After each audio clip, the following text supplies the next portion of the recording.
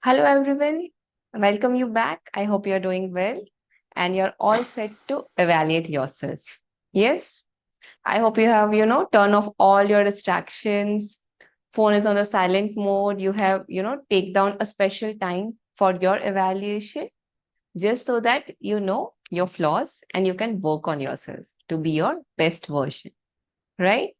So keep the sheet ready, keep the pen ready, pen or pencil, whatever suits you, and let's begin. So, as you can see, the first question on your sheet is about anger. What do you think about anger? What are your feelings towards these emotions when you hear the word anger? Are you comfortable or does it make you uneasy?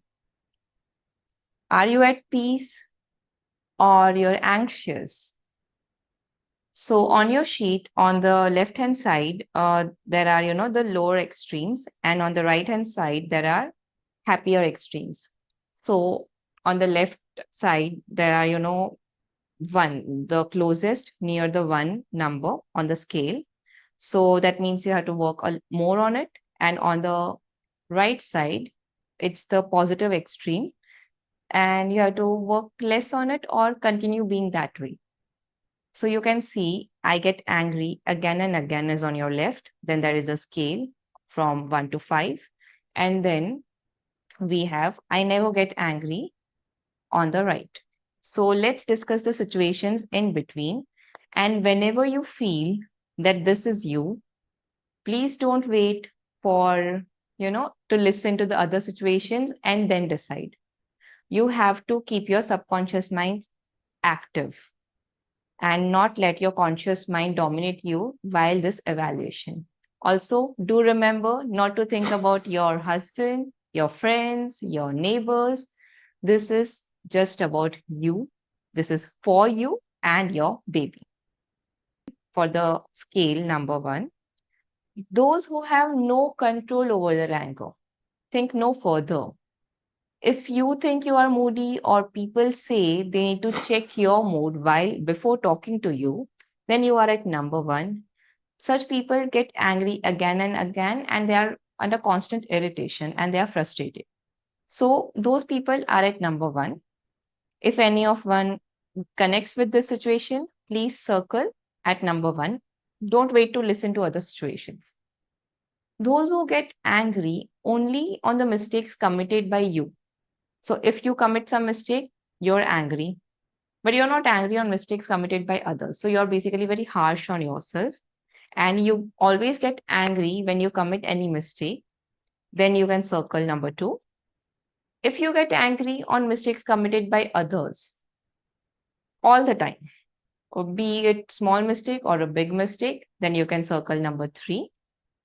If you get angry only when there is a major loss, suppose your sister borrows your dress for a party and there her kid spoils it by spilling some drink.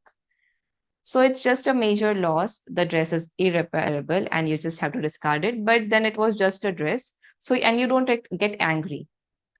It is very difficult for women to not be attached to their clothes. But if you are here, then you can circle number four. I took this example because it's very relatable to most women. Some might have even experienced it till date, right? And number five is the one who never gets angry, no matter what. So, for example, your friend borrows your car and parks in a shed where some renovation work is going on, and the some bricks fall on the car and it gets damaged, and now the car would go in insurance and repairs. So if this situation also doesn't make you angry, like you understand that it's no one's fault, and even if there is anyone's fault, there is nothing much you can do about it. It's past. If you don't get angry on this, you can be here at number five and continue to be here and pat your back if you feel so. So I never get angry is at number five. So we would, see certain examples to make it more relatable and for your better understanding and for the best diagnosis, and evaluation. Now, let's go to number 2, laziness. Now, here we are not talking about just sleeping for whole day. That is just a very tiny part of laziness, tiny manifestation. Here we are talking about active laziness, the laziness which is in our nature, in our head, in our actions, in our activities, in the our conduct for life. We are talking about active laziness here. So on the left hand, we find I'm always lazy. On the right side, we find I'm never lazy. So let's see where we are currently. Now it's just currently. Pick my words very carefully. This is not the deciding factor. This is not what you were always or what you always will be. This is just for today, for this moment, you are this. Don't judge yourself. Be free. Don't get stressed. Don't get anxious. Just enjoy. So at one, we have procrastinators who would always delay, and they would move, like they would move your body, they would go to work only when there is considerable loss. For example, if someone is overweight, they know they need to reduce weight, especially when they want to conceive for the healthy pregnancy, but they won't do it. Or other example is maybe doctor prescribe you some supplements, but you need a constant reminder from your family, your friends to take those supplements because it's not affecting your daily routine. You can do your work, you can go to work without the supplements. So you're procrastinating because there is no considerable loss. If you are at this, if you need constant reminders, or if you don't do what's needed to be done and wait for the last urgency, then you can circle here, you are at number 1. Then you do what's easy and ignore what's difficult. Suppose you're planning for conception and you're overweight, and doctor has even prescribed you certain medicines for a healthier pregnancy. So you take the pills because it's very easy to take it, but you don't work out because it's very difficult to work out. So you do what's easy and you ignore or delay what's difficult. So if you connect here, please circle number 2. You do things only when they become very urgent and important. For example, you have a presentation at office on next Friday and you got a whole week to complete it, but you would sit at Thursday night for the Friday presentation. So, and that is very high level of stress in mind and very much urgent. So if you connect here, then you can circle here. Other example is the baby album or the baby vision board. We already know about it. How many of you have already completed it? If not, if you are waiting for conception, then you can circle here because you would do it only when it becomes urgent and important. Most mothers are unable to finish their baby album throughout the pregnancy because it gets delayed for one reason or the other. Then certain health issues also come in. So if you know about it, like right now, obviously you all know about it. I'm assuming you completed the previous modules before coming to this module. So if it is left, then please complete it because you would enjoy reading it throughout your pregnancy journey. Third example would be your this nature evaluation test. There may be some people who would do this video and then delay the remaining videos, which has to be done in a single stretch. Or some can even watch the previous videos about this test and delay taking this test, like maybe we would do it later, we don't have time right now. So you do only when it becomes urgent and important, then you are here. Please circle 3. And when you can do your routine work, but when you don't focus on your hobbies or self-developmental activities, you are okay with your routine and you don't want to give time to your hobby. Suppose so maybe in the school you like to dance, but now you say you don't have time to dance. So you're not focusing on your hobbies or self-developmental activities. So then you can circle this.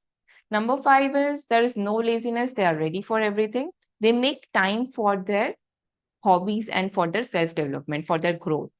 Example, you are doing 9 to 8 corporate job, but still you go to a dance class in the morning from say 5 to 6 a.m. because you want growth. You want to give time to yourself for your hobbies, for your own development. So if you are that, if you connect here, then you can circle number 5 and continue to be that and focus on your self development along with your routine life. So now let's go to the third one, selfishness. Here on the left, you find I always think about myself. On the right, you find I always think about others first. Let's see where we stand in between. First is those who cannot make any compromises, not even for their husband and baby. Example could be you have a massage appointment, body massage appointment, or a maybe haircut appointment, and you and your husband have divided basically time to look after the kid, and it was your time for leisure and you had this appointment, but your husband got an urgent work from office. Now here, if you would refuse to cancel the appointment and help your husband, then you can circle this because you are unwilling to make any compromises. On number 2 are those who would cancel the appointment. They would compromise only for their husband and kids. On number 3 are those who would compromise for their family members, but not for friends or neighbors or society, any member of society. For number 4 are those who can compromise for the relatives, neighbors, and friends without any personal loss. For example, there is a function at your neighbor's house and they need an extra stove for cooking. And you did had an extra stove at your home, so you gave it to them. So you don't have any personal loss, it doesn't bother you much, so you would help them. So you help others at your own convenience without any personal loss of yours. So if you connect here, you are at number 4. And at 5 are those people who would help others bearing some personal loss also. They would look for the larger benefit of someone else and bear certain personal loss. They are okay with it.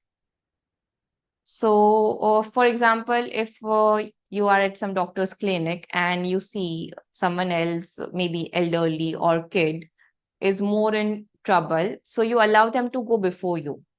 There would be slight delay for you. You would have to wait for 10-15 minutes more, but still you would allow them to go before you. So you are bearing a slight personal loss here. So if you connect here, you can circle number 5. You always think about others first. So let's go further now. You can always pause the video and, listen again if you have missed out on anything, right? So number 4 is about materialism.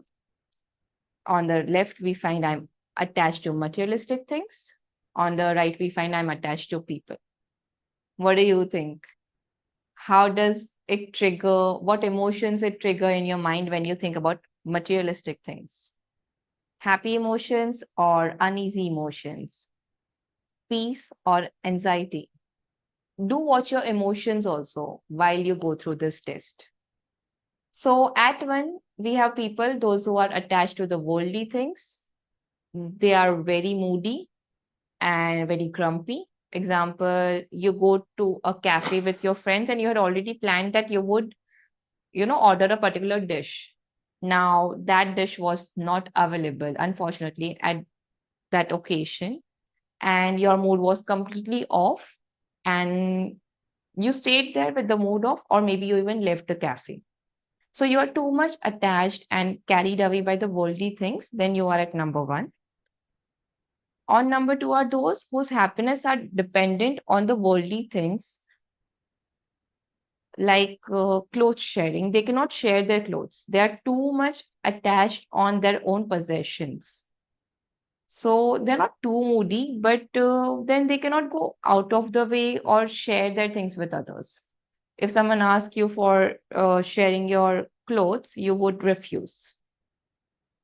At number 3 are those where people and things are important, but when it comes to choosing them, then the things win.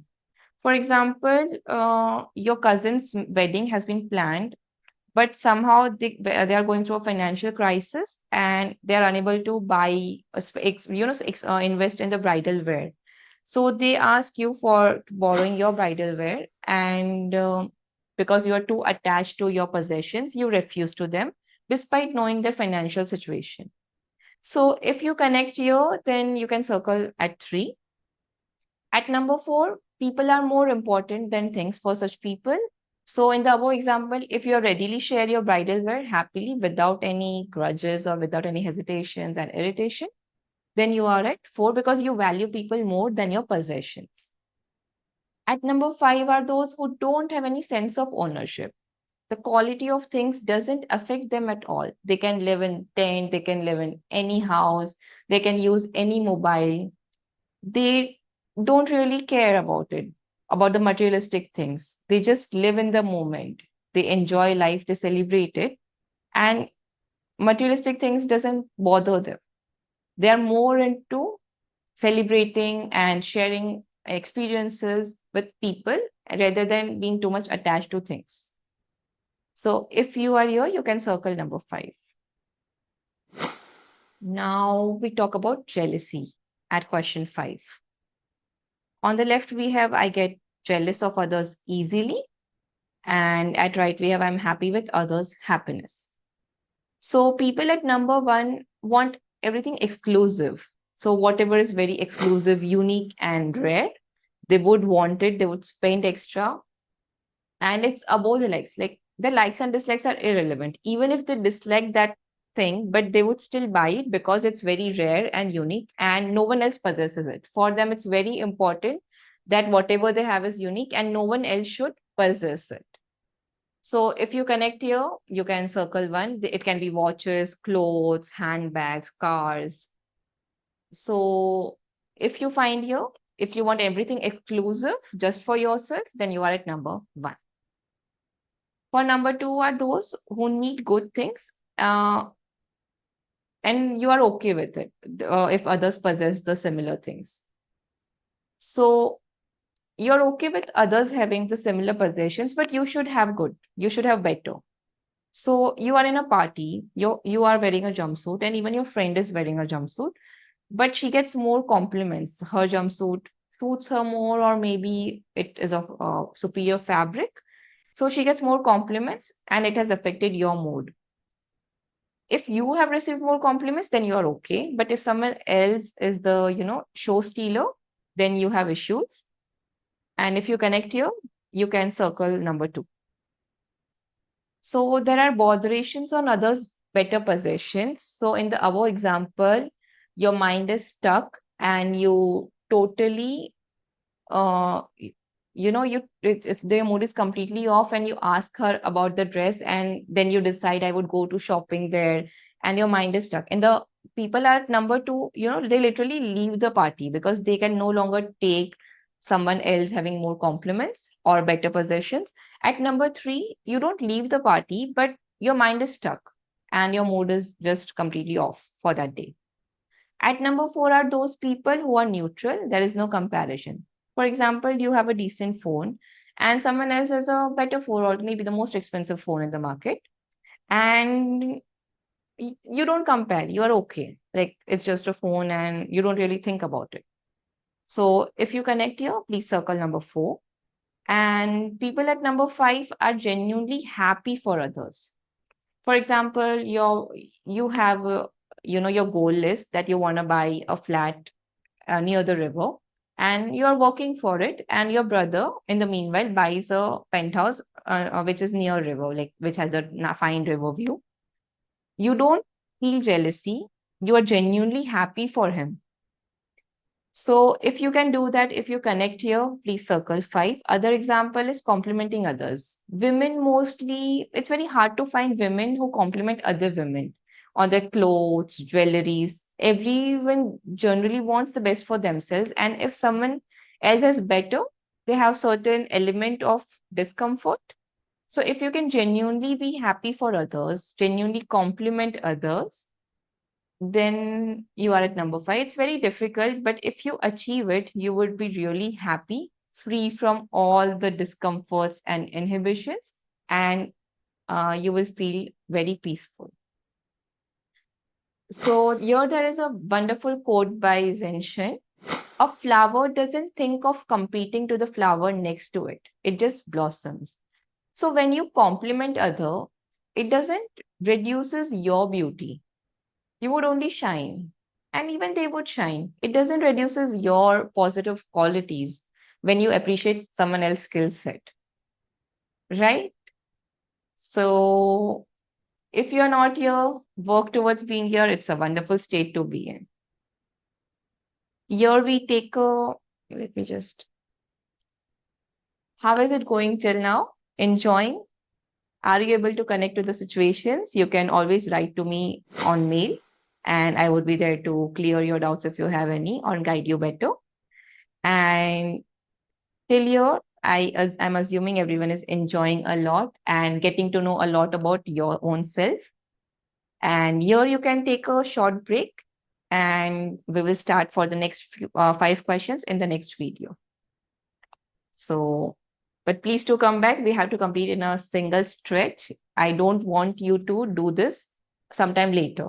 Complete it today itself, right? So just take a short break. You can drink water, you can go to washroom, and maybe you can walk. If you are too much flowing with emotions, then maybe do some pranayama, take a 5-minute break, and then start again the next video. So see you in the next one.